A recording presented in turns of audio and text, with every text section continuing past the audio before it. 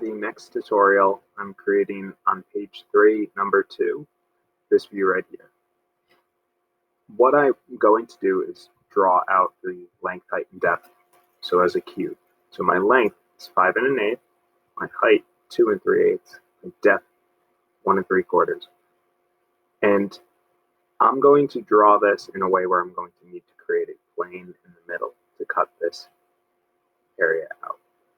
So I'll start on my front, right here, creating a sketch. And I'll make a rectangle. And again, those measurements are 5 1/8 by 2 3/8. So 5 plus 1 divided by 8 by 2 plus 3 divided by 8. And then this will be extruded at a depth of 1 3/4.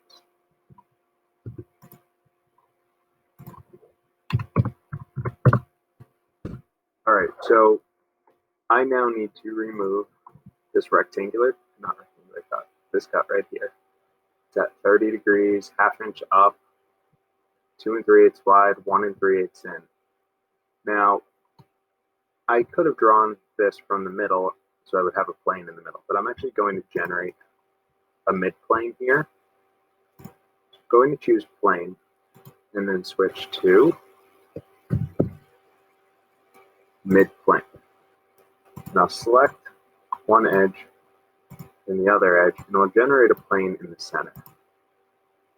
Now on this plane, plane 1, I will start my sketch, and it's going to be a triangle. Go normal to, and it's going to look something like this. Now none of these edges are in fact touching, so I am going to need to add some constraints. I rotated, I'm going to make that line coincident. So now it's along the edge. I'm selecting this line and this edge, making them coincident.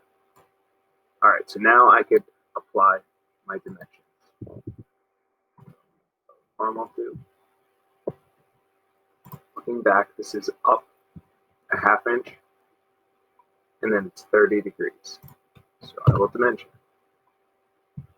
from the bottom up and down. From this edge over 30. It's fully defined. I'll extrude. I'll remove. I'll go symmetric because I want it in the center. And I'll type in my distance of 2 plus 3 divided by 8.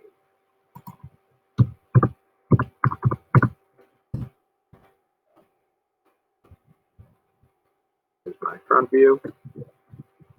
Here's my top. I go to the isometric. And that completes this drawing.